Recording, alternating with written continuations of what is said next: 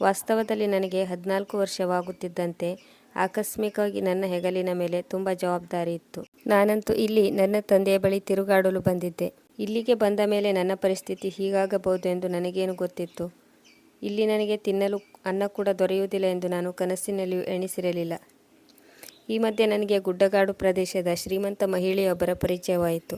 ನಾನು ಅವಳು ಹೇಳಿದ ಆ ಮಾತನ್ನು ಕೇಳಿ ಹೈರಾಣಾಗಿ ಹೋದೆ ಮತ್ತು ನನ್ನಂಥ 14 ವರ್ಷದ ಹುಡುಗನಿಗೆ ಇವರ ಬಳಿ ಅಂಥ ಯಾವ ಕೆಲಸವಿದೆ ಎಂದು ಯೋಚಿಸತೊಡಗಿದೆ. ಅದಕ್ಕೆ ಬದಲಾಗಿ ಅವಳು ನನಗೆ ಇದನ್ನೆಲ್ಲ ಕೊಡುತ್ತಿದ್ದಾಳೆ. ಅಸಹಾಯಕನಾಗಿ ನಾನು ಅವಳ ಎಲ್ಲ ಮಾತುಗಳನ್ನು ಕೇಳಬೇಕಾಯಿತು. ಆನಂತರ ಆ ಮಹಿಳೆ ನನ್ನೊಂದಿಗೆ ನಡೆದುಕೊಂಡ ರೀತಿಯನ್ನು ಕೇಳಿದರೆ ನೀವು ಬೆಚ್ಚಿ ಬೀಳುವಿರಿ. ನನ್ನ ಹೆಸರು ಮನು. ನಾನು ಬಿಹಾರದ ಒಂದು ಚಿಕ್ಕ ಹಳ್ಳಿಯಲ್ಲಿ ವಾಸವಾಗಿದ್ದೇನೆ. ನನ್ನ ಕುಟುಂಬದಲ್ಲಿ ನನ್ನನ್ನು ಬಿಟ್ಟು ನನ್ನ ಅಮ್ಮ, ನನ್ನ ಸಹೋದರಿ ಮತ್ತು ನನ್ನ ಅಣ್ಣನಿದ್ದಾನೆ. ನನ್ನ ತಂದೆ ಒಬ್ಬ ಕಾರ್ಪೊರೇಟರ್ ಆಗಿದ್ದಾರೆ. ಅವರು ಭೂತಾನ್ನ ಬಳಿ ಇರುವ ಒಂದು ಗುಡ್ಡಗಾಡಿನ ಚಿಕ್ಕ ಹಳ್ಳಿಯಲ್ಲಿ ಕೆಲಸ ಮಾಡುತ್ತಾರೆ. ಅವರ ದುಡಿಮೆಯಿಂದಲೇ ನನ್ನ ಕುಟುಂಬದ ಖರ್ಚು ವೆಚ್ಚ ಸಾಗುತ್ತಿತ್ತು. ಅವರು ದೂರವಿರುವುದರಿಂದ ನನ್ನ ಅಣ್ಣ ಸರಾಯಿ ಕುಡುಕನಾಗಿದ್ದ. ನನ್ನ ಸಹೋದರಿ PUC ಓದುತ್ತಿದ್ದಾಳೆ ಮತ್ತು ನಾನು 8ನೇ ತರಗತಿಯ ಎಕ್ಸಾಮ್ ಬರೆದಿದ್ದೆ. ನನ್ನ ಪರೀಕ್ಷೆ ಮುಗಿದ ಮೇಲೆ ನಾನು ಖಾಲಿ ಇದ್ದೆ. ನನಗೆ 1.5 ತಿಂಗಳು ರಜೆ ಇತ್ತು. ನಾವು ಇರುವ ಹಳ್ಳಿಯ ಶಾಲೆಗೆ ತುಂಬ ಕಡಿಮೆ ಜನರು ಹೋಗುತ್ತಿದ್ದರು. ಹೇಳಲು ನಮಗೆ 1.5 ತಿಂಗಳು ರಜೆ ಇರುತ್ತಿತ್ತು. ಆದರೆ ನಾನು ಶಾಲೆಗೆ 2ರಿಂದ 2.5 ತಿಂಗಳ ನಂತರವೇ ಹೋಗುತ್ತೇನೆ ಎಂದು ಅಂದುಕೊಂಡೆ. ಆಗ ನಾನು ಅಮ್ಮನಿಗೆ ಹೇಳಿದೆ, ತಂದೆಯ ಬಳಿ ಹೋಗಿ ನನ್ನ ರಜೆಯನ್ನು ಕಳೆಯಲು ಬಯಸಿದ್ದೇನೆ. ನಾನು ನೋಡಲು ಚಿಕ್ಕವನಾಗಿದ್ದರೂ ಚಿಕ್ಕ ವಯಸ್ಸಿನಲ್ಲಿಯೇ ಮನೆಯ ಎಲ್ಲ ಜವಾಬ್ದಾರಿಯನ್ನು ವಹಿಸಿಕೊಂಡಿದ್ದೆ. ಆದ್ದರಿಂದ ನಾನು ಹೆಚ್ಚು ಚಿಂತೆ ಮಾಡಲಿಲ್ಲ. ಒಬ್ಬನೇ ಗಾಡಿಯಲ್ಲಿ ಕುಳಿತುಕೊಂಡೆ. ನನ್ನ ಪ್ರಯಾಣ ತುಂಬ ಚೆನ್ನಾಗಿ ಸಾಗಿತ್ತು. ಈ ಮಧ್ಯೆ ನನ್ನ ಅಮ್ಮ ಅಪ್ಪನಿಗೆ ಪತ್ರ ಬರೆದಿದ್ದಳು. ಅದರಲ್ಲಿ ಅಮ್ಮ, ಮನು ನಿಮ್ಮನ್ನು ಭೇಟಿಯಾಗಲು ನಿಮ್ಮ ಬಳಿ ಬರುತ್ತಿದ್ದಾನೆ ಎಂದು ಬರೆದಿದ್ದಳು. ಅಪ್ಪ ಆಗ ಸ್ಟೇಷನ್ ಬಳಿ ನನ್ನನ್ನು ಭೇಟಿಯಾದರು. ನನಗಾಗಿ ಅವರು ತುಂಬ ಗಿಫ್ಟ್ಗಳನ್ನು, ವಸ್ತುಗಳನ್ನು ತೆಗೆದುಕೊಂಡು ಬಂದಿದ್ದರು. ಇಂದು ನನ್ನ ಜನ್ಮದಿನ ಕೂಡ ಇತ್ತು.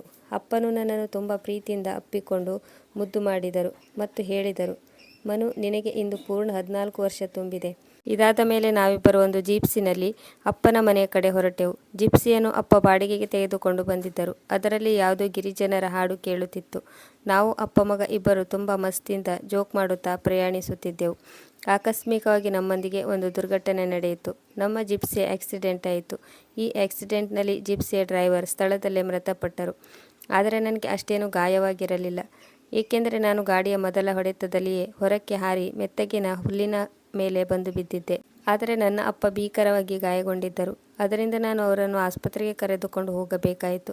ಹಾಸ್ಪಿಟಲ್ನಲ್ಲಿ ನಾನು ಏನೂ ಮಾತನಾಡದೆ ತುಂಬ ದುಃಖಿತನಾಗಿ ನಿಂತುಕೊಂಡಿದ್ದೆ.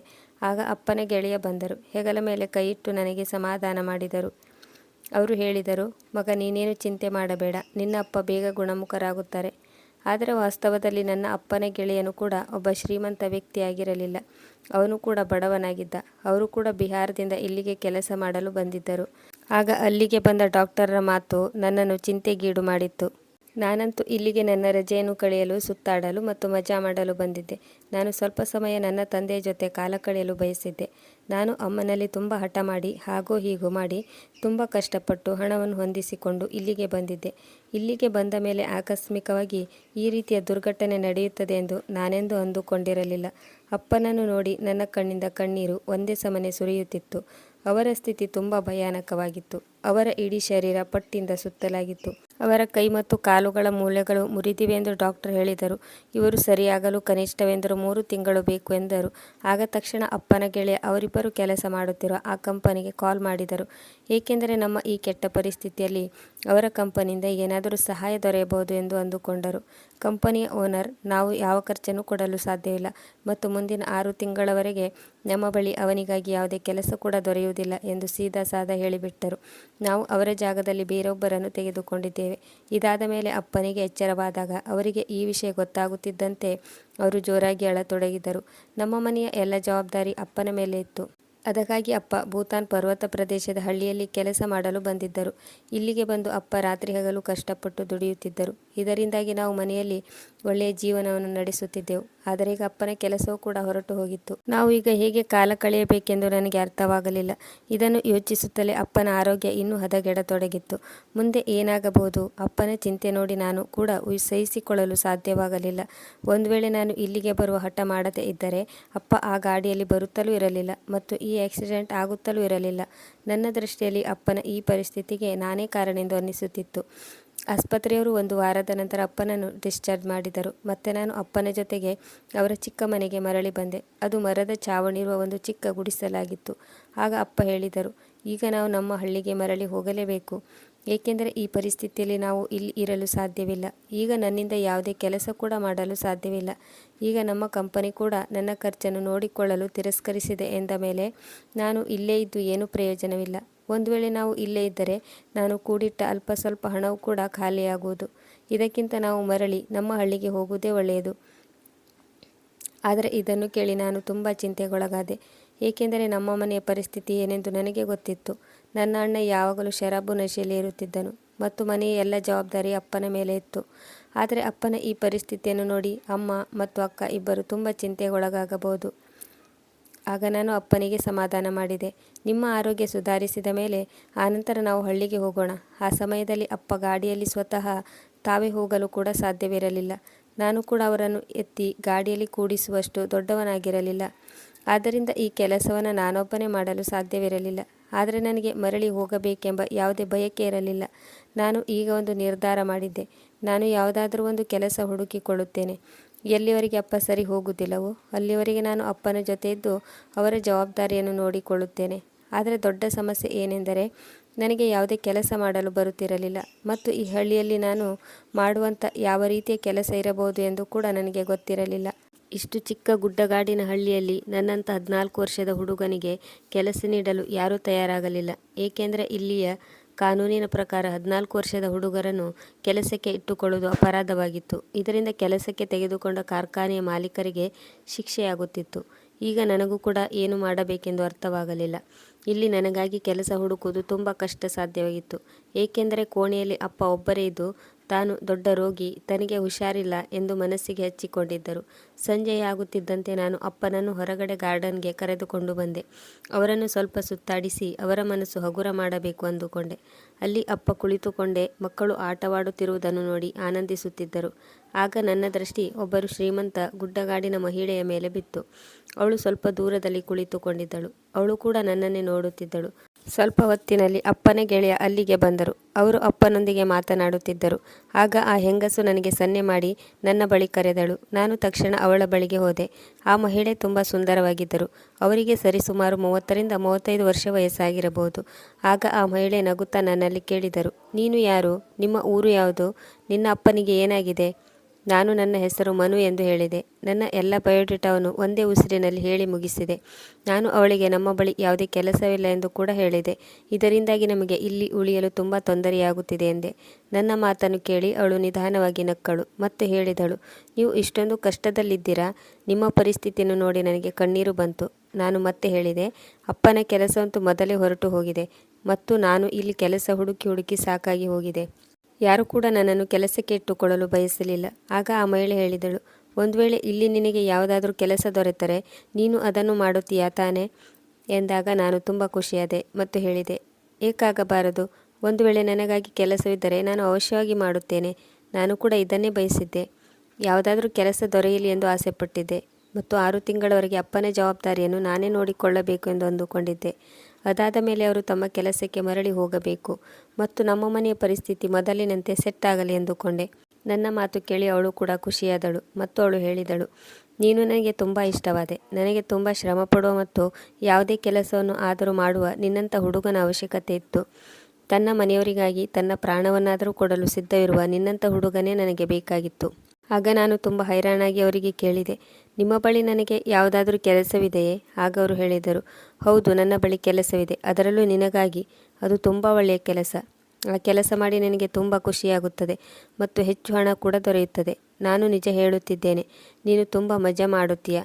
ಅವರು ಹೇಳಿದಾಗ ನಾನು ತುಂಬ ಖುಷಿಯಾದೆ. ಅದರಲ್ಲೂ ನಾನು ತುಂಬ ಚಿಕ್ಕ ಹುಡುಗನಾಗಿದ್ದೆ. ಈಗ ನಾನು ಎಷ್ಟು ಖುಷಿಯಾದೆನೆಂದರೆ ನಾನು ಬೇಡಿದ ಆಟಿಕೆ ಸಾಮಾನುಗಳು ನನಗೆ ದೊರೆಯಿತು ಎನ್ನುವ ಹಾಗೆ ತುಂಬ ಖುಷಿಪಟ್ಟೆ. ಇದಕ್ಕಿಂತ ಒಳ್ಳೆಯ ಸಮಾಚಾರ ನನಗೆ ಬೇರೆ ಯಾವುದೂ ಇರಲಿಲ್ಲ. ನಾನು ಮತ್ತೆ ಹೇಳಿದೆ, ಸರಿ, ನೀವು ಕೇವಲ ನನಗೆ ಯಾವ ಕೆಲಸವೆಂದು ಮಾತ್ರ ಹೇಳಿ, ನಾನು ನನ್ನಪ್ಪನಲ್ಲಿ ಈಗಲೇ ಹೋಗಿ ಮಾತನಾಡುತ್ತೇನೆ ಎಂದಾಗ ಆ ಮಹಿಳೆ ಹೇಳಿದರು, ನೀನು ಪ್ರತಿದಿನ ಬೆಳಿಗ್ಗೆಯಿಂದ ಸಂಜೆಯವರೆಗೂ ನನ್ನ ಮನೆಗೆ ಬರಬೇಕು. 1 ವಾರಗಳವರೆಗೆ ನಾನು ನಿನಗೆ ಟ್ರೈನಿಂಗ್ ನೀಡುತ್ತೇನೆ. ಅದಾದ ಮೇಲೆ ನಿನಗೆ ಯಾವ ಕೆಲಸ ಮಾಡಬೇಕೆಂದು ಹೇಳಲಾಗುತ್ತದೆ. ಆದರೆ ನಿನಗೆ ಇಡೀ ವಾರದ ಹಣವನ್ನು ಮೊದಲೇ ನೀಡಲಾಗುತ್ತದೆ ಎಂದು ಹೇಳುತ್ತಾ ಅವಳು ತನ್ನ ಮನೆ ಅಡ್ರೆಸ್ಸನ್ನು ನೀಡಿದಳು ಮತ್ತು ಹೇಳಿದಳು, ನಾನು ನಿನಗಾಗಿ ಕಾಯುತ್ತಿರುತ್ತೇನೆ. ಒಂದು ವೇಳೆ ನೀನು ನನ್ನ ಮನೆಗೆ ಬಂದರೆ ನನಗೆ ತುಂಬ ಖುಷಿಯಾಗುವುದು. ತುಂಬ ಚೆನ್ನಾಗಿ ನಗು ನಗುತ್ತಾ ಮಾತನಾಡುತ್ತಿದ್ದಳು. ಆಗ ನಾನು ಅವಳಿಗೆ ಹೇಳಿದೆ, ನೀವು ನನಗೆ ಏನು ಕೆಲಸ ಎಂದು ಹೇಳಿ. ಆಗ ಆ ಮಹಿಳೆ ನಗುತ್ತಾ ಹೇಳಿದರು, ಮನು, ಅಷ್ಟೇಕೆ ಗಡಿಬಿಡಿ ಮಾಡುತ್ತೀಯಾ? ಮೊದಲು ನೀನು ನನ್ನ ಮನೆಗೆ ಬಂದು ನೋಡು ಎಂದಾಗ ನಾನು ಅವಳಿಗೆ ಮತ್ತೊಂದು ಪ್ರಶ್ನೆಯನ್ನು ಕೇಳಬೇಕು ಎನ್ನುವಷ್ಟರಲ್ಲಿ ಅಪ್ಪ ನನ್ನನ್ನು ಜೋರಾಗಿ ಕೂಗಿ ಕರೆದರು. ಅವರ ಚೆಹರೆಯ ಮೇಲೆ ನೋವು ಎದ್ದು ಕಾಣಿಸುತ್ತಿತ್ತು. ಅವರು ತುಂಬ ಹೊತ್ತಿನಿಂದ ಕುಳಿತುಕೊಳ್ಳಲು ತುಂಬ ಕಷ್ಟಪಡುತ್ತಿದ್ದರು. ತಕ್ಷಣ ನಾನು ಅಪ್ಪನನ್ನು ಕರೆದುಕೊಂಡು ಮನೆಯ ಕಡೆ ಬಂದೆ. ದಾರಿ ಮಧ್ಯದಲ್ಲಿ ಅಪ್ಪ ನನಗೆ, ಆ ಗುಡ್ಡಗಾಡಿನ ಮಹಿಳೆ ಯಾರು? ನೀನು ಅವಳೊಂದಿಗೆ ಏನು ಮಾತನಾಡುತ್ತಿದ್ದೆ ಎಂದು ಕೇಳಿದರು. ನಾನು ಅಪ್ಪನಿಗೆ ಹೇಳಿದೆ, ಆಮೇಲೆ ತನ್ನ ಮನೆಗೆ ಬಾ ಎಂದು ಕರೆದಿದ್ದಾರೆ. ಅವರು ನನಗೆ ಕೆಲಸ ಕೊಡುತ್ತಿದ್ದಾರೆ. ಬಹುಶಃ ಅವಳ ಮನೆಯಲ್ಲಿ ನನ್ನಿಂದ ಮಾಡಬಹುದಾದ ಯಾವುದೋ ಕೆಲಸವಿರಬೇಕು, ಅಥವಾ ನನ್ನಿಂದ ಮನೆಯ ಸಾಮಾನುಗಳನ್ನು ತರಿಸಿಕೊಳ್ಳಲು ಬಯಸಿರಬೇಕು. ನನ್ನ ಮಾತು ಕೇಳುತ್ತಿದ್ದಂತೆ ಅಪ್ಪ ನೇರವಾಗಿ ಬೇಡವೆನ್ನುತ್ತಾ ಹೇಳಿದರು, ನಿನಗೀಗ ಕೇವಲ 14 ವರ್ಷ. ಈಗ ನೀನಿನ್ನು ಚಿಕ್ಕವನು. ನೀನು ಇಲ್ಲಿಗೆ ಸುತ್ತಾಡಲು ಬಂದಿದ್ದೆ. ಆದ್ದರಿಂದ ನಾನು ನಿನಗೆ ಯಾವುದೇ ಕೆಲಸವನ್ನು ಮಾಡಲು ಬಿಡುವುದಿಲ್ಲ. ಆ ಗುಡ್ಡಗಾಡಿನ ಮಹಿಳೆ ಯಾರು? ಗುರುತು ಪರಿಚಯವಿಲ್ಲದ ಆ ಮಹಿಳೆಯ ಮನೆಗೆ ನಾನು ನಿನ್ನನ್ನು ಹೇಗೆ ಕಳಿಸಲಿ? ಅವಳು ನಿನ್ನಿಂದ ಎಷ್ಟು ಕೆಲಸ ಮಾಡಿಸುತ್ತಾಳೋ ಗೊತ್ತಿಲ್ಲ. ಆಗ ನಾನು ಅಪ್ಪನಲ್ಲಿ ಹೇಳಿದೆ, ಅಪ್ಪ, ಕೇವಲ 6 ತಿಂಗಳವರೆಗೆ ಮಾತ್ರ ಕೆಲಸ ಮಾಡುತ್ತೇನೆ. ಒಮ್ಮೆ ನೀವು ಸರಿ ಹೋದರೆ ಆನಂತರ ಕಂಪನಿಗೆ ಮತ್ತೆ ಕೆಲಸಕ್ಕೆ ಸೇರಿಕೊಳ್ಳಬಹುದು. ಅಲ್ಲಿವರೆಗೆ ನಾನು ನಿಮ್ಮ ಸೇವೆ ಮಾಡಿ ಮರಳಿ ನಮ್ಮ ಹಳ್ಳಿಗೆ ಹೋಗುತ್ತೇನೆ ಮತ್ತು ನನ್ನ ಓದನ್ನು ಮುಂದುವರಿಸುತ್ತೇನೆ. ಅಲ್ಲಿವರೆಗೆ ಮನೆಯ ಖರ್ಚು ವೆಚ್ಚಕ್ಕಾಗಿ ಏನಾದರೂ ಮಾಡಲೇಬೇಕು ಮತ್ತು ಆ ಮಹಿಳೆ ನನಗೆ ಒಳ್ಳೆಯ ಮೊತ್ತದ ಹಣವನ್ನು ನೀಡಲು ತಯಾರಾಗಿದ್ದಾಳೆ ಎಂದ ಮೇಲೆ ನಾನು ಏಕೆ ಆ ಕೆಲಸ ಮಾಡಬಾರದು? ಇದರಿಂದ ನನಗೆ ಏನೂ ತೊಂದರೆ ಇಲ್ಲ. ಈಗ ಅಪ್ಪನ ಕಣ್ಣು ತುಂಬಿ ಬಂದಿತ್ತು ಮತ್ತು ಅವರು ಹೇಳಿದರು, ನನ್ನ ಚಿಕ್ಕ ಮಗ ಇಷ್ಟು ಬೇಗ ದೊಡ್ಡವನಾಗಿದ್ದಾನೆ ಮತ್ತು ನನಗೆ ಬುದ್ಧಿ ಹೇಳುತ್ತಿದ್ದಾನೆ. ಅಂದಾಗ ನಾನು ಹೇಳಿದೆ, ಒಮ್ಮೆ ನಾನು ಆ ಮಹಿಳೆ ಮನೆಗೆ ಹೋಗಿ ಕೆಲಸವೇನೆಂದು ನೋಡುತ್ತೇನೆ. ಒಂದು ದಿನ ಹೋಗುತ್ತೇನೆ. ಒಂದು ವೇಳೆ ನನಗೆ ಕೆಲಸ ಅರ್ಥವಾಗದಿದ್ದರೆ ನಾನು ಮರಳಿ ಬರುತ್ತೇನೆ. ನನಗೆ ಯಾವುದೇ ತೊಂದರೆ ಇಲ್ಲ ಎಂದಾಗ ನನ್ನ ಮಾತು ಕೇಳಿ ಮತ್ತು ಮನೆಯ ಪರಿಸ್ಥಿತಿಯನ್ನು ನೋಡಿ ಅಪ್ಪ ಒಪ್ಪಿಕೊಂಡರು ಮತ್ತು ನನ್ನಲ್ಲಿ ಹೇಳಿದರು, ಒಂದು ವೇಳೆ ನಿನಗೆ ಏನಾದರೂ ತೊಂದರೆಯಾದರೆ ತಕ್ಷಣ ಅಲ್ಲಿಂದ ಮರಳಿ ಬಂದು ಬಿಡು. ಹೀಗೆ ನಾವು ಮಾತನಾಡುತ್ತಾ ನಮ್ಮ ಮನೆಗೆ ಬಂದೆವು. ಅಂದು ನಾನು ಇಡೀ ರಾತ್ರಿ ಅದನ್ನೇ ಯೋಚಿಸುತ್ತಾ ತುಂಬ ಖುಷಿಯಾದೆ. ನಾನು ತುಂಬ ಅದೃಷ್ಟವಂತ. ನನಗೆ ಇಲ್ಲಿ ಈ ಕೆಲಸ ದೊರೆಯಿತು. ನನಗಂತೂ ಕೆಲಸ ಹುಡುಕಿ ಹುಡುಕಿ ಸಾಕಾಗಿತ್ತು ಮತ್ತು ನಾನು ಮನೆಗೆ ಮರಳಿ ಹೋಗಬೇಕೆಂದು ನಿರ್ಧಾರ ಮಾಡಿದ್ದೆ. ಆದರೆ ನನ್ನ ಮನಸ್ಸಿನಲ್ಲಿ ಸ್ವಲ್ಪ ಹೆದರಿಕೆ ಕೂಡ ಇತ್ತು. ಅವಳ ಮನೆ ಎಷ್ಟು ದೊಡ್ಡದೋ ಗೊತ್ತಿಲ್ಲ. ನಾನು ಆ ಇಡೀ ಮನೆಯನ್ನು ಸ್ವಚ್ಛಗೊಳಿಸಬೇಕೇ? ಇದನ್ನೆಲ್ಲ ಯೋಚಿಸುತ್ತಾ ನಂತರ ನನಗೆ ನಿದ್ದೆ ಹತ್ತಿತ್ತು. ಮಾರನೇ ದಿನ ನಾನು ನಸುಕಿನಲ್ಲೇ ಎದ್ದೆ. ಅಪ್ಪನ ಎಲ್ಲ ಕೆಲಸವನ್ನು ಮುಗಿಸಿ ಆ ಮಹಿಳೆಯ ಮನೆಗೆ ಹೊರಟು ಬಂದೆ. ಆ ಮಹಿಳೆಯ ಮನೆ ನಮ್ಮ ಮನೆಯಿಂದ ತುಂಬ ದೂರವೇನೂ ಇರಲಿಲ್ಲ. ಅದರಿಂದ ಅಪ್ಪನು ಕೂಡ ಅಲ್ಲಿ ಕೆಲಸ ಮಾಡಲು ಒಪ್ಪಿಗೆ ನೀಡಿದ್ದರು. ನಾನು ಏನಾದರೂ ತೊಂದರೆಯಾದರೆ ಮನೆಗೆ ಮರಳಿ ಬರುತ್ತೇನೆಂದು ಅಪ್ಪನಿಗೆ ಆಶ್ವಾಸನೆ ನೀಡಿದ್ದೆ. ಆನಂತರ ನಾನು ಆ ಮಹಿಳೆಯ ಮನೆಯ ಗೇಟಿಗೆ ಬಂದು ಸೆಕ್ಯೂರಿಟಿಯಲ್ಲಿ ನನಗೆ ನಿಮ್ಮ ಯಜಮಾನಿ ಕರೆದಿದ್ದಾರೆ ಎಂದು ಹೇಳಿದೆ. ಆಗ ಅವನು ನನ್ನನ್ನು ಅಡಿಯಿಂದ ಮುಡಿಯವರೆಗೆ ನೋಡುತ್ತಾ ಹೇಳಿದನು, ಮೇಡಮ್ ಜೊತೆ ನೀನು ಇರ್ತೀಯಾ? ನನಗೆ ಅವನು ಹೇಳಿದ ಮಾತು ಕೂಡ ವಿಚಿತ್ರವೆನಿಸಿತು ಮತ್ತು ಅವನು ನನ್ನನ್ನು ವಿಚಿತ್ರವಾಗಿ ನೋಡಿದನು. ಅದಾದ ಮೇಲೆ ಅವನು ಫೋನ್ ಮುಖಾಂತರ ಒಬ್ಬಳು ಕೆಲಸದಾಳನ್ನು ಕರೆದನು. ನಗುತ್ತಾ ಅವಳಲ್ಲಿ ಹೇಳಿದನು, ಈ ಹುಡುಗ ಮೇಡಮ್ ಜೊತೆ ಇರುತ್ತಾನೆ. ನಮ್ಮ ಯಜಮಾನಿ ಒಬ್ಬರಿಗಿಂತ ಒಬ್ಬರು ಸುಂದರ ಹುಡುಗರನ್ನು ಹುಡುಕಿ ಕರೆದುಕೊಂಡು ಬರುತ್ತಾರೆ. ಅವರನ್ನು ಮೆಚ್ಚಿಕೊಳ್ಳಲೇಬೇಕು. ಅವನ ಮಾತು ಕೇಳಿ ನಾನು ಹೈರಾಣಾದೆ. ಅಲ್ಲ, ಕೆಲಸ ಮಾಡಲು ಸುಂದರವಾಗಿರುವ ಅವಶ್ಯಕತೆ ಏನಿದೆ? ಮೇಡಮ್ ಅವರಿಗೆ ನಾನು ಹೇಗೆ ಕೆಲಸ ಮಾಡುತ್ತೇನೆ ಎಂಬುದಷ್ಟೇ ತಿಳಿದರೆ ಸಾಕು. ಬಹುಶಃ ಈ ಸೆಕ್ಯೂರಿಟಿ ಸ್ವಲ್ಪ ಹುಚ್ಚನಂತಿರಬೇಕು ಎಂದುಕೊಂಡೆ. ಆಗ ಕೆಲಸದಳು ಸೆಕ್ಯೂರಿಟಿಯ ಮಾತು ಕೇಳಿ ನಕ್ಕಳು ಮತ್ತು ನನ್ನ ಕೈ ಹಿಡಿದುಕೊಂಡು ಒಳಗಡೆ ಕರೆದುಕೊಂಡು ಬಂದಳು. ಮನೆ ತುಂಬ ದೊಡ್ಡದಾಗಿತ್ತು ಮತ್ತು ತುಂಬ ಸುಂದರವಾಗಿತ್ತು. ಅಲ್ಲಂತೂ ಯಾವುದೇ ವಸ್ತುಗಳ ಕೊರತೆ ಇರಲಿಲ್ಲ. ನನಗೆ ಯಾವುದೋ ಚಿನ್ನದ ಅರಮನೆಗೆ ಬಂದಂತೆ ಭಾಸವಾಗುತ್ತಿತ್ತು. ನಾನು ಒಳಕ್ಕೆ ಬಂದು ಸುಂದರ ಸೋಫಾ ಸೆಟ್ನಲ್ಲಿ ಕುಳಿತುಕೊಂಡೆ. ಈಗ ನನ್ನ ಮುಂದೆ ಲೀಚಿ ಹಣ್ಣಿನ ಜ್ಯೂಸನ್ನು ತಂದಿಡಲಾಯಿತು. ಹೇಗೆಂದರೆ ನಾನು ಅವರ ಖಾಸಾ ಅತಿಥಿಯಂತೆ ನನಗೆ ಟ್ರೀಟ್ ಮಾಡಿದರು. ಸ್ವಲ್ಪ ಹೊತ್ತಿನಲ್ಲಿ ಆ ಮೇಡಮ್ ಕೂಡ ಬಂದರು. ಆಗ ನಾನು ಆ ಪರ್ವತದ ಗುಡ್ಡಗಾಡು ಮಹಿಳೆಯನ್ನು ನೋಡಿ ತುಂಬ ಅಚ್ಚರಿಗೊಂಡೆ. ಅವಳು ತುಂಬ ಸುಂದರವಾಗಿದ್ದಳು. ಅವಳು ಯಾವ ಫಿಲ್ಮ್ ಹೀರೋಯಿನ್ಗಿಂತ ಕಡಿಮೆಯೇನೂ ಇರಲಿಲ್ಲ.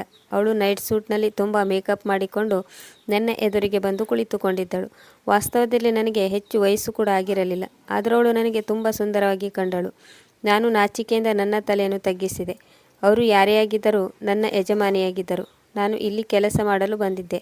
ಈಗ ನಾನು ಜ್ಯೂಸ್ ಕುಡಿದೆ. ಆನಂತರ ಮೇಡಮ್ ಹೇಳಿದರು, ಸ್ವಲ್ಪ ಹೊತ್ತು ಕೋಣೆಗೆ ಹೋಗಿ ಆರಾಮ್ ತೆಗೆದುಕೋ. ನಿಜಕ್ಕೂ ಮಹಿಳೆಯ ಈ ಮಾತು ಕೇಳಿ ನಾನು ದಂಗಾಗಿ ಹೋದೆ. ನಾನು ಇಲ್ಲಿಗೆ ಕೆಲಸ ಮಾಡಲು ಬಂದಿದ್ದೆ, ಆದರೆ ಆರಾಮ್ ತೆಗೆದುಕೊಳ್ಳಲು ಬಂದಿರಲಿಲ್ಲ. ನಾನು ಆರಾಮ್ ತೆಗೆದುಕೊಳ್ಳುವಷ್ಟು ದೂರದಿಂದ ಪ್ರಯಾಣ ಮಾಡಿ ಬಂದಿರಲಿಲ್ಲ. ಆಗ ನಾನು ಹೇಳಿದೆ, ಮೇಡಮ್ ನನಗೇನು ಆಯಾಸವಾಗಿಲ್ಲ, ನನಗೆ ಆರಾಮ್ ತೆಗೆದುಕೊಳ್ಳೋ ಅವಶ್ಯಕತೆ ಇಲ್ಲ, ನಾನು ಏನು ಕೆಲಸ ಮಾಡಬೇಕೆಂದು ನನಗೆ ಹೇಳಿ.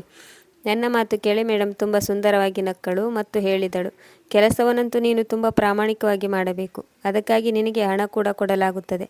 ಸದ್ಯ ನೀನು ಹೋಗಿ ಆರಾಮ್ ತೆಗೆದುಕೋ, ಆನಂತರ ನಾನೇ ನಿನ್ನ ಬಳಿಗೆ ಬಂದು ನೀನು ಏನು ಕೆಲಸ ಮಾಡಬೇಕೆಂದು ಹೇಳುತ್ತೇನೆ. ಆಗ ಮತ್ತೊಬ್ಬಳು ಕೆಲಸದಾಳು ಬಂದಳು. ಅವಳು ನನ್ನನ್ನು ಒಂದು ಸುಂದರವಾದ ಕೋಣೆಗೆ ಕರೆದುಕೊಂಡು ಹೋದಳು. ಕೋಣೆ ಎಷ್ಟೊಂದು ಸುಂದರವಾಗಿ ದೊಡ್ಡದಾಗಿತ್ತೆಂದರೆ ನಾನು ಸ್ವಲ್ಪ ಹೊತ್ತಿನವರೆಗೆ ಕೋಣೆಯನ್ನೇ ನೋಡತೊಡಗಿದೆ. ಅದನ್ನು ತುಂಬ ಚೆನ್ನಾಗಿ ಸಿಂಗಾರ ಮಾಡಲಾಗಿತ್ತು. ನಾನು ಇಲ್ಲಿಗೆ ಬಂದಾಗಿನಿಂದಲೂ ಅಪ್ಪನ ಆರೋಗ್ಯವನ್ನು ನೆನೆದು ತುಂಬ ಚಿಂತೆಗೀಡಾಗಿದ್ದೆ. ನಾನು ಸರಿಯಾಗಿ ಊಟ ಮಾಡಲು ಸಾಧ್ಯವಾಗಲಿಲ್ಲ ಮತ್ತು ಸರಿಯಾಗಿ ನೋಡಲು ಕೂಡ ಸಾಧ್ಯವಾಗಲಿಲ್ಲ. ಆ ಕೋಣೆಗೆ ಬಂದು ನಾನು ಆರಾಮಾಗಿ ಹಾಸಿಗೆ ಮೇಲೆ ಕುಳಿತುಕೊಂಡೆ. ಮುಂದಿರುವ ಕನ್ನಡಿಯಲ್ಲಿ ನಾನು ನನ್ನ ಮುಖವನ್ನು ನೋಡಿದಾಗ ನಾನು ವಾಸ್ತವದಲ್ಲಿ ತುಂಬ ಸುಂದರವಾಗಿದ್ದೆ. ಆ ಸೆಕ್ಯೂರಿಟಿ ಗಾರ್ಡ್ ಸರಿಯಾಗಿ ಹೇಳಿದ್ದ, ನಾನು ನನ್ನ ಅಮ್ಮನಂತೆ ತುಂಬ ಸುಂದರವಾಗಿದ್ದೆ. ಹಾಲಿನ ಮೈಬಣ್ಣ, ನೀಲಿ ಕಣ್ಣುಗಳು ಮತ್ತು ದುಂಡಗಿನ ಶರೀರವನ್ನು ಹೊಂದಿದ ನಾನು ಬೇರೆ ಮಕ್ಕಳಿಗಿಂತ ವಿಭಿನ್ನವಾಗಿ ತೋರುತ್ತಿದ್ದೆ. ನನ್ನ ಹಳ್ಳಿಯಲ್ಲೂ ಕೂಡ ನಮ್ಮ ಊರಿನ ಮಕ್ಕಳಿಗಿಂತ ನಾನು ತುಂಬ ವಿಭಿನ್ನವಾಗಿದೆ ಎಂದು ಎಲ್ಲರೂ ಚರ್ಚಿಸುತ್ತಿದ್ದರು. ಈ ಹುಡುಗ ಶ್ರೀಮಂತರ ಮನೆಯಲ್ಲಿ ಜನಿಸಬೇಕಾಗಿತ್ತು, ಅದನ್ನು ಬಿಟ್ಟು ಕೆಸರಲ್ಲಿ ಕಮಲ ಹುಟ್ಟಿದೆ ಎಂದೆಲ್ಲ ಚರ್ಚೆ ಮಾಡುತ್ತಿದ್ದರು. ಸ್ವಲ್ಪ ಹೊತ್ತು ಕಳೆದಿತ್ತು. ಆಗ ಆ ಮಹಿಳೆ ಬಾಗಿಲನ್ನು ತಳ್ಳಿ ಮತ್ತೊಬ್ಬ ಸುಂದರವಾದ ಹುಡುಗಿಯನ್ನು ಕರೆದುಕೊಂಡು ನನ್ನ ಬಳಿ ಬಂದಳು. ನಾನು ಅವಳನ್ನು ನೋಡಿದ ತಕ್ಷಣ ಎದ್ದು ಕುಳಿತೆ. ಮೇಡಮ್ ಆ ಹುಡುಗಿಯೊಂದಿಗೆ ನನ್ನನ್ನು ಪರಿಚಯ ಮಾಡಿಸಿದರು. ಅವಳ ಹೆಸರು ಸುಮನ ಎಂದಾಗಿತ್ತು. ಆಗ ಮೇಡಮ್ ಹೇಳಿದರು, ಇಂದಿನಿಂದ ಇವಳು ನೀನು ಈ ಮನೆಯಲ್ಲಿ ಹೇಗಿರಬೇಕು, ಹೇಗೆ ವ್ಯವಹರಿಸಬೇಕು, ಹೇಗೆ ಏಳಬೇಕು, ಹೇಗೆ ಕುಳಿತುಕೊಳ್ಳಬೇಕು ಎಲ್ಲವನ್ನೂ ಕಲಿಸಿಕೊಡುತ್ತಾಳೆ. ಈ ದೇಶದಲ್ಲಿ ಹೇಗೆ ಇರುತ್ತಾರೆ, ಹೇಗೆ ಮಾತನಾಡುತ್ತಾರೆ ಮತ್ತು ನಿನಗೆ ಇಲ್ಲಿ ಅಲ್ಪ ಸ್ವಲ್ಪ ಭಾಷೆಯನ್ನು ಕೂಡ ಕಲಿಸಿಕೊಡುತ್ತಾಳೆ. ಮೇಡಮ್ ಅವರ ಈ ಮಾತುಗಳು ನನಗೆ ತುಂಬ ವಿಚಿತ್ರವೆನಿಸಿದವು. ಅಷ್ಟಕ್ಕೂ ಮನೆಯ ಕೆಲಸ ಮಾಡುವುದಕ್ಕಾಗಿ ಗುಡ್ಡಗಾಡಿನ ರೀತಿ ರಿವಾಜುಗಳನ್ನು ಕಲಿಯುವ ಅವಶ್ಯಕತೆ ಆದರೂ ಏನಿದೆ? ಮತ್ತು ಏಳುವ ಹಾಗೂ ಕುಳಿತುಕೊಳ್ಳುವ ರೀತಿಗಳು ನನಗೆ ಮೊದಲೇ ಗೊತ್ತಿದೆ. ಆದರೂ ಮೇಡಮ್ ಸುಮನ ಎನ್ನುವ ಸುಂದರ ಹುಡುಗಿಯನ್ನು ನನ್ನ ಹಿಂದೆ ಏಕೆ ಬಿಟ್ಟಿದ್ದಳು? ಆಗ ಮೇಡಮ್ ಹೇಳಿದಳು, 1 ವಾರದವರೆಗೆ ನೀನು ಇದನ್ನೆಲ್ಲ ಕಲಿತುಕೊಳ್ಳಬೇಕು. ಇದಾದ ಮೇಲೆ ನಿನಗೆ ನನ್ನ ಕೆಲಸ ಮಾಡುವ ಅರ್ಹತೆ ಬರುತ್ತದೆ.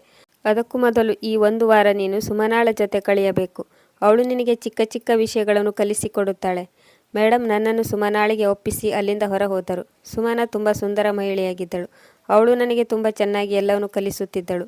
ಎಲ್ಲಿಯವರೆಗೆ ಎಂದರೆ ಜನರ ಮುಂದೆ ಹೇಗೆ ಕುಳಿತುಕೊಳ್ಳಬೇಕು, ಹೇಗೆ ಮಾತನಾಡಬೇಕು, ನಮಗೆ ನಾವು ಸುಂದರವಾಗಿ ಹೇಗೆ ಕಾಣಬೇಕು, ಸೌಂದರ್ಯವನ್ನು ಹೇಗೆ ಕಾಪಾಡಿಕೊಳ್ಳಬೇಕು ಎಂದೆಲ್ಲ ಕಲಿಸಿಕೊಟ್ಟಳು. ಆದರೆ ಒಬ್ಬ ನೌಕರನಿಗೆ ಇದನ್ನೆಲ್ಲ ಟ್ರೈನಿಂಗ್ ಕೊಡುವ ಅವಶ್ಯಕತೆ ಆದರೂ ಏನಿದೆ ಎಂದು ನನಗೆ ಅರ್ಥವಾಗಲಿಲ್ಲ.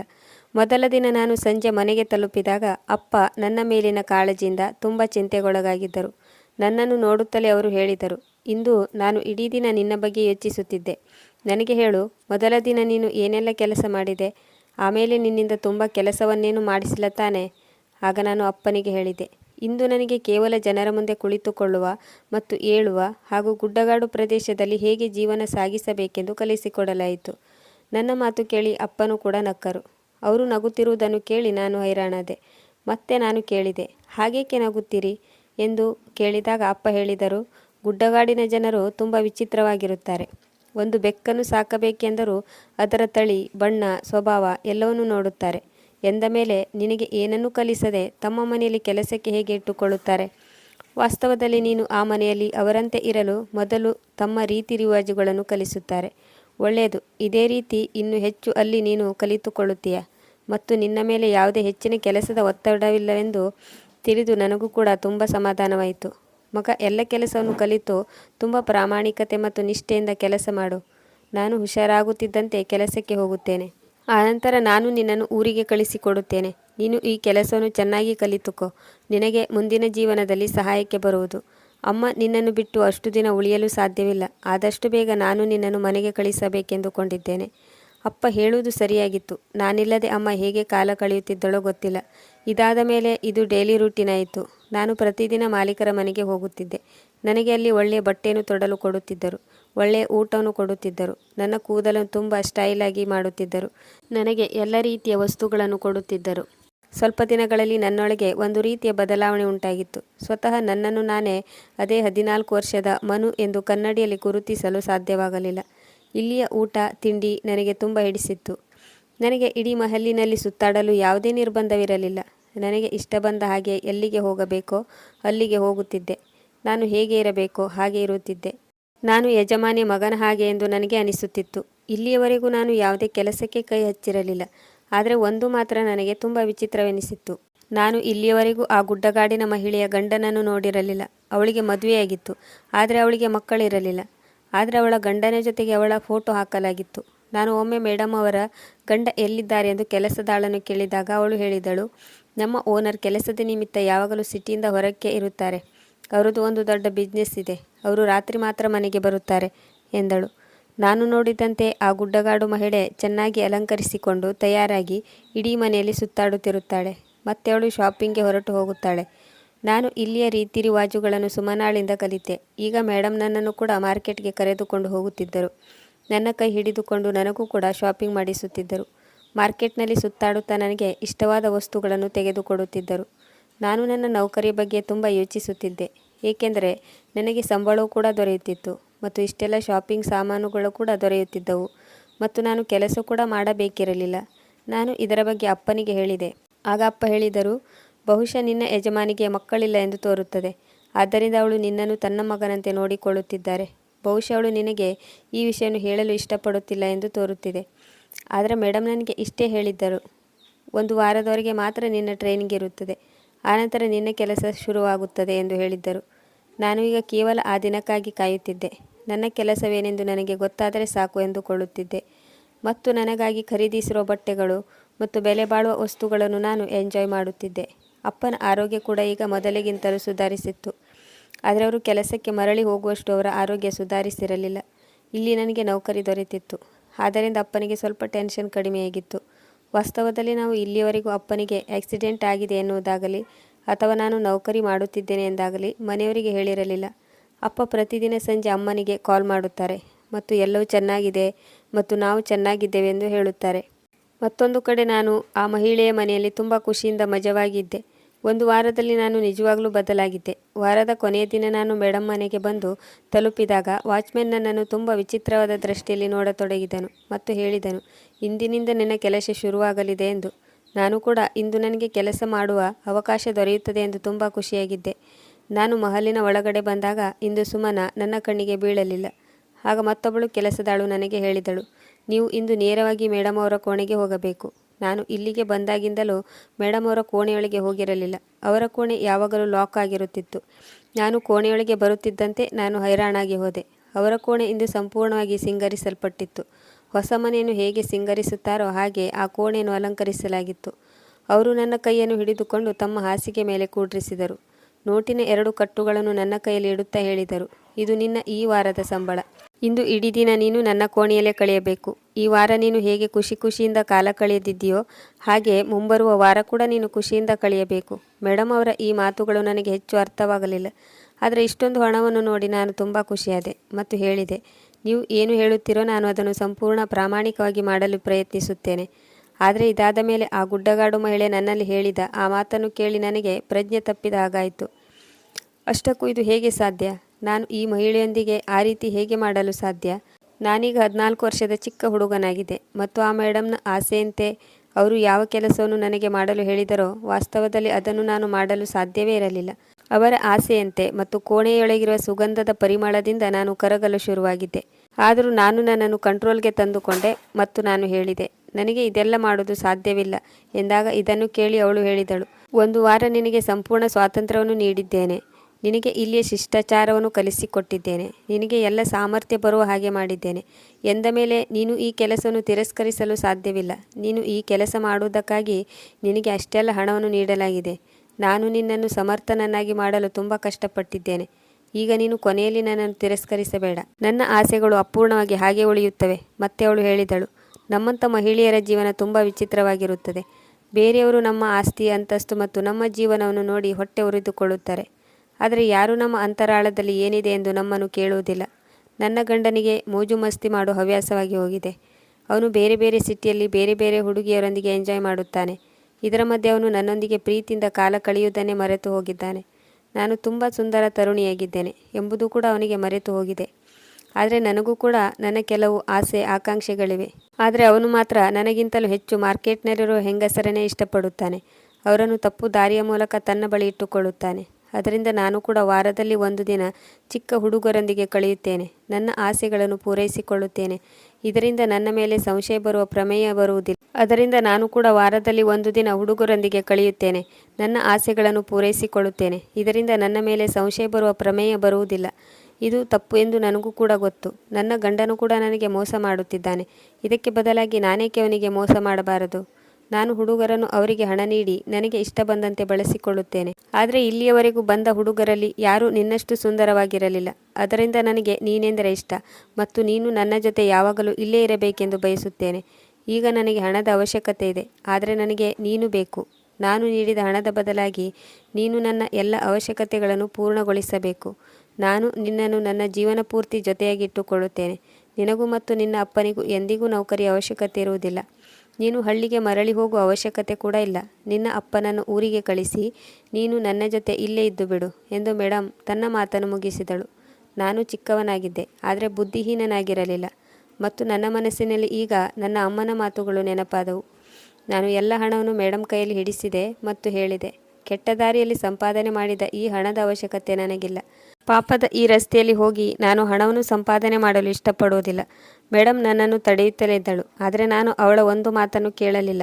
ಹಣದ ಹೊಳಪಾಗಲಿ, ಅವಳ ಸುಂದರ ರೂಪವಾಗಲಿ, ಅವಳ ಆಸ್ತಿ ಅಂತಸ್ತಾಗಲಿ ಯಾವುದೂ ಕೂಡ ನನ್ನನ್ನು ತಡೆಯಲು ಸಾಧ್ಯವಾಗಲಿಲ್ಲ. ಏಕೆಂದರೆ ನನ್ನ ಅಮ್ಮನ ಸಂಸ್ಕಾರ ನನಗೆ ಬಹುಮುಖ್ಯವಾಗಿತ್ತು.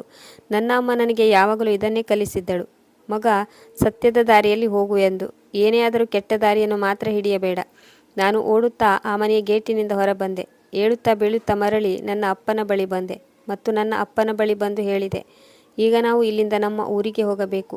ಈಗ ನಾವು ಇಲ್ಲಿ ಇದ್ದು ಯಾವುದೇ ಪ್ರಯೋಜನವಿಲ್ಲ. ಈ ದಿನ ನಾವು ಮರಳಿ ನಮ್ಮ ದೇಶಕ್ಕೆ ಹೋಗೋಣ. ಒಂದೇ ತುತ್ತಾದರೂ ತಿಂದು ಇರೋಣ, ಆದರೆ ಮರ್ಯಾದೆಯಿಂದ ಬಾಳೋಣ.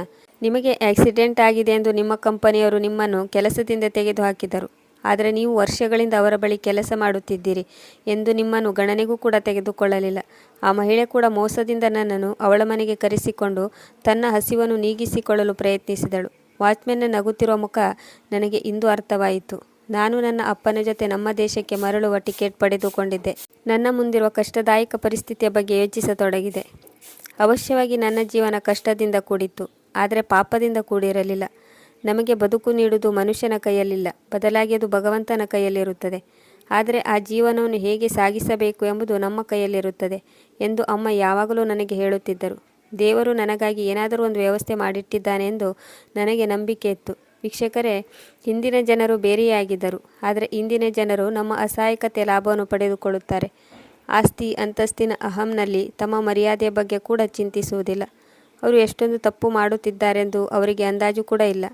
ತಪ್ಪು ಕೆಲಸವನ್ನು ಮಾಡುವ ಅವಕಾಶ ನಮಗೆ ತುಂಬ ದೊರೆಯುತ್ತದೆ, ಆದರೆ ನಿರ್ಧಾರ ಮಾತ್ರ ನಾವೇ ತೆಗೆದುಕೊಳ್ಳಬೇಕು. ಎಲ್ಲಿವರೆಗೆ ನಾವು ಸರಿಯಾದ ದಾರಿಯಲ್ಲಿ ಇರುತ್ತೇವೆಯೋ ಅಲ್ಲಿವರೆಗೆ ನಮ್ಮೊಂದಿಗೆ ಯಾವುದೂ ಕೆಟ್ಟದ್ದು ನಡೆಯಲಾರದು. ವೀಕ್ಷಕರೇ, ಈ ಕಥೆಯ ಬಗ್ಗೆ ನಿಮ್ಮ ಅನಿಸಿಕೆ ಅಭಿಪ್ರಾಯಗಳನ್ನು ಕಮೆಂಟ್ ಮಾಡುವುದರ ಮೂಲಕ ಅವಶ್ಯವಾಗಿ ತಿಳಿಸಿ. ಕತೆ ಇಷ್ಟವಾಗಿದ್ದಲ್ಲಿ ಲೈಕ್, ಕಮೆಂಟ್, ಶೇರ್ ಮಾಡಿ ಮತ್ತು ಸಬ್ಸ್ಕ್ರೈಬ್ ಮಾಡಿ. ಮುಂದಿನ ಕಥೆಯೊಂದಿಗೆ ಮತ್ತೆ ಭೇಟಿಯಾಗೋಣ. ಕತೆ ಕೇಳಿದ್ದಕ್ಕೆ ಧನ್ಯವಾದಗಳು.